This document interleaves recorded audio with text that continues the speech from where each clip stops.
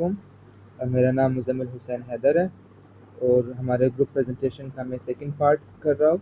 हमारा presentation WannaCry cyber security study case के बारे में है। इसमें मेरा जो हिस्सा है सेकंड है एसएमबी द वर्नेबिलिटी। तो हमारा जो हिस्सा स्टार्ट होता है यहाँ से।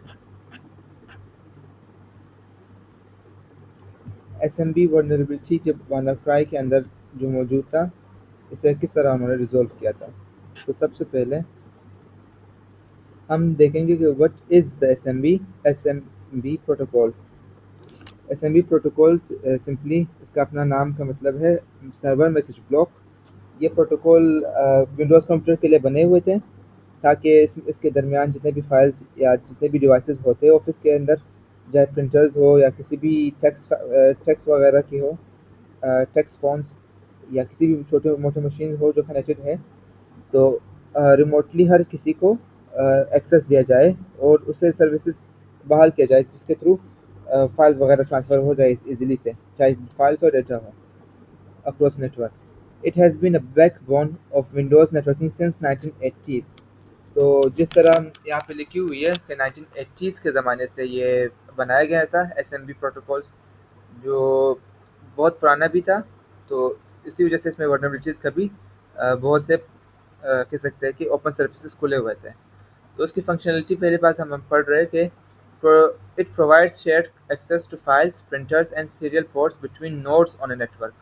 जिस तरह मैंने पहले भी बता दिया था कि नेटवर्क के ओवर हमारे जितने भी एक्सेस होते हैं फाइल्स, प्रिंटर्स या सीरियल पोर्ट्स वगैरह के, या जितने भी डिवाइसेस होते हैं, यही प्रोवाइड करता है एसएमबी प्रोटोकॉल। और इसकी जब पहली बार बन गया था, इसका वर्जन था SMB1 वर्जन 1 1980 में।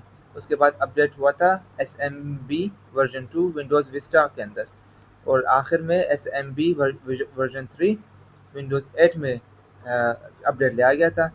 उसके बाद adding modern encryption and performance boost. आखिर फिर नेटवर्क की लोकेशन के बारे में बताते हैं। Typically operates over TCP port 445 to for direct host to host communication. जैसा हमें पहले से बताया कि TCP 445 host to host communication के लिए इस्तेमाल होता है, तो एसएमबी इसी पे ही चलता है। Why SMB version 1 was dangerous? So no native encryption। जिस तरह पुराने ज़माने के कह सकते हैं कि नेटवर्क्स या जितने भी सिस्टम्स थे, उस ज़माने में कोई भी इंक्रिप्शन वगैरह नहीं था। जितने भी डेटा ट्रांजिट होते थे वो सारे प्लेन टेक्स्ट में हुआ करता था। और ब्लोटेड लेगेसी कोड की वजह से ये एक और वल्नरेबिलिटी था एसबीएम में वर्जन 1 में, कि ये 30 साल पुराना था और मोस्टली इम्पॉसिबल था कि इसे ऑडिट किया जाए। नियरली इम्पॉसिबल, क्योंकि इतना जितना भी इसके प्लेन टेक्स्ट में होगा उतना टेक्स्ट इंक्रिप्शन नहीं होगी, उतना कह सकते हैं कि फाइल्स डेटा साइज उतना ही बढ़ा जाएगा नेटवर्क पे। तो इस वजह से ऑडिट करना भी इसे थोड़ा सा मुश्किल होता था, और उसका कोड भी सारा पुराना था जो नए सिस्टम से भी नहीं चलते थे, नए कम्प्लेक्स सिस्टम्स पे। तो ब्रॉड अटैक सरफेस इसका enabled by default on almost all Windows systems before 2017। इसका जो अटैक सरफेस था सबसे ज़्यादा था, क्यों? क्योंकि यह बाय डिफ़ॉल्ट जितने भी विंडोज सिस्टम्स थे सब पे इनेबल थे 2017 से पहले। अभी जो नया वर्जन आए विंडोज़ 10 और 11 में, इसमें ये मैनुअली बंदा जाके सर्विसेज में, मैं आपको दिखाता हूँ, यहाँ पे विंडोज़ फीचर्स होते हैं, ये कंट्रोल पैनल से बंदा खोल सकता है। और इसमें जब स्क्रॉल करेंगे नीचे हाइपर वीस वगैरह सब कुछ आ जाएंगे, और इसमें यहाँ पे हमारे पास पहले से आ जाता है SMB 1.0 फाइल शेयरिंग सपोर्ट। इसमें ऑटोमेटिक रिमूवल, क्लाइंट और सर्वर के बारे में भी है। हम यहाँ से चेक इन करके फिर ओके जब दबाएंगे तो हमारे पास SMB का जो सर्विस है वो बहाल हो जाता है। ये अभी नया फीचर आया है जितने भी विंडोज़ 10 और 11 में है, और इससे पहले वाले जितने भी विंडोज़ 2017 से पहले थे उन सब में पहले से बाय डिफ़ॉल्ट ऑन था। अब नए सिस्टम्स में बाय डिफ़ॉल्ट नहीं है, खुद जाके ऑन करना होता है। Chetty protocol. Excessive round trips made it vulnerable to interception. जिस तरह हमें पता है कि थ्री वे हैंडशेक अभी लेटेस्ट कह सकते हैं वर्जन है, जिसमें कनेक्शन सिक्योर रहता है, स्टेबल हो जाता है और उसे ऑथेंटिकेट भी किया जाता है। तो SMB1 का मसला भी यही था कि वो मल्टीपल राउंड ट्रिप्स लगाता था कि फॉर क्या कह सकते हैं, for file sharing in every edge services because of which it was vulnerable.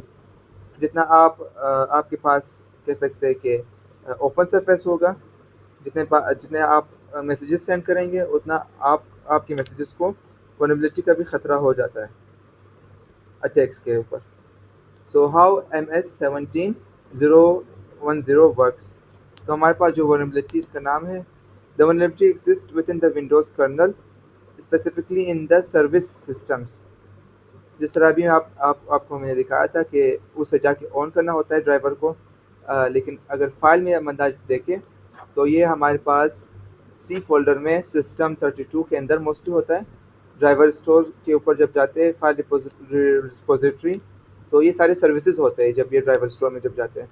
तो इसमें यहाँ पे हमारे पास SMB ये वाली दो तीन फाइल आ जाते हैं। ये बाय डिफ़ॉल्ट विंडोज़ में होता है, तो मोस्टली इसी के ऊपर वल्नरेबिलिटी काम कर रहा होता था, विंडोज़ कर्नल के ऊपर। इसमें मोस्टली जो टेक्निकल एक्सप्लॉइट चेन था, मेल परफॉर्म्ड पैकेट की वजह से था। Crafted packets requesting file extended attributes, इसमें FEA ओवर TCP पोर्ट 45। इसका मतलब ये है कि जितने भी ये मेल परफॉर्म्ड पैकेट्स थे उसमें कह सकते हैं कि पैकेट्स रिक्वेस्ट करते थे कि फाइल एक्सटेंड हो एट्रीब्यूट्स। जो 447 TCP पोर्ट है उस पर मल्टीपल कह सकते हैं कि रिक्वेस्ट जाते थे फाइल्स की वजह से, जिसकी वजह से कह सकते हैं मेल फॉर्म हो जाता सारे पैकेट्स। और मैथ फ्लास का ये था कि SMB वर्जन 1 में server miscalculates the required buffer size. जिस तरह हमने पढ़ा था कि बफर साइज़ का एक स्पेसिफिक काम होता है हमेशा। इसमें सबसे बेसिक वल्नरेबिलिटी हर कोड में यही है कि अब बफर साइज़ पहले से बताते नहीं हैं तो इशू आ जाता है। तो ये बफर साइज़ डायरेक्टली कह सकते हैं कि अफेक्ट करता है कर्नल में, कंप्यूटर के बायोस के साइड पे कर्नल के मेमोरी पूल पे। तो बफर साइज़ की वजह से बफर ओवरफ्लो हो जाता है, जिसकी वजह से मिसकैलकुलेशंस की वजह से ओवरफ्लो हो जाता है कर्नल मेमोरी में। और हमारे पास जो सर्विस ख़त्म हो जाता है। और mostly attackers gains authority system privileges इसके थ्रू ले सकते हैं सिंपली। जब आपके पास बफर साइज़ मेंशन नहीं है, लिमिट नहीं लगा हुआ है, तो उसमें इजीली कोई भी अटैकर एक्सेस ले सकता है और उसमें कोई ऑथेंटिकेशन नहीं होता। फिर उसके बाद जब आपको कह सकते हैं कि ऑल प्रिविलेजेस मिल जाते हैं सुपर यूज़र की, तो उसके बाद आपके पास कोई ऑथेंटिकेशन की नीड भी नहीं होती। तो हैकर इस तरह से एक्सप्लोर कर रहे थे। और हाउ माइक्रोसॉफ्ट रिस्पॉन्डेड, जब इनको पता चल गया था कि इतना बड़ा इशू बन रहा है इनके लिए, प्रोएक्टिव पैचिंग के लिए MS-17 010 पैच।